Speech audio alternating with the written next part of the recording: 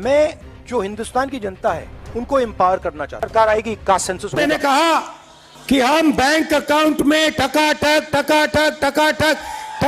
पैसा डालेंगे। राम राम दोस्तों, वंदे मातरम।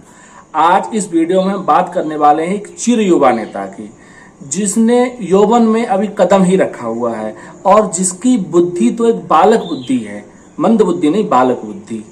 और भाजपा के स्टार प्रचारक हैं जो, हाँ जी आपने सही गैस किया है, वो हैं हमारे राहुल गांधी, राहुल बाबा जिंदाबाद। कि हम बैंक अकाउंट में टकाटक पैसा डालेंगे। नरेंद्र मोदी अपने भाषण में कहते हैं टकाटक। आप सिर्फ चुनावों में ही घोषणा और बातें कर पाते हो। आपने कहा था कि 5 जून को हमारी सरकार बनेगी तो हम खटाखट बैंकों में 8,500 रुपए डलवाएंगे। अब मैं आपसे पूछता हूँ, आपका वो वादा कहाँ गया?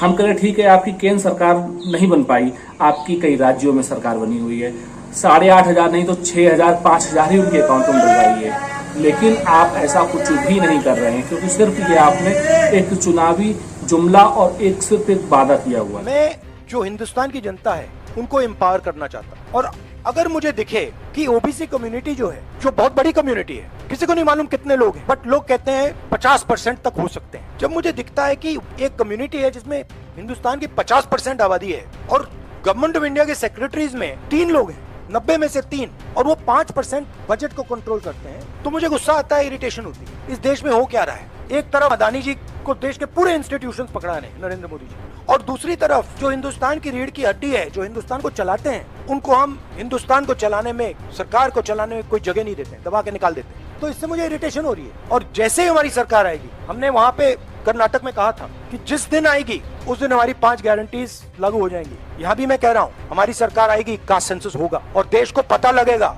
कि हमारे ओबीसी भाई कितने हैं, दलित भाई कितने हैं, और उनको देश को चलाने में भागीदारी मिलेगी। जनगणना करवाएंगे। क्या हुआ उस वादे का?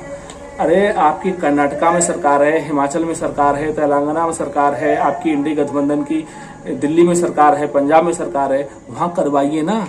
कर्नाटक में तो कहा जा रहा है कि हो गई है और आप डेटा रिलीज नहीं कर रहे हैं। सिर्फ और सिर्फ चुनावी बातें, आप जनता को बरगला रहे हैं और जनता अब बरगलने वाली नहीं है। आपको समझना होगा कि आप सिर्फ चुनाव के टाइम पे आएंगे, हो हल्ला मचा के चले जाएंगे। इसी के कारण आप 99 सीट पे रह गए और बीजेपी 240 सीट पे पहुंच गई।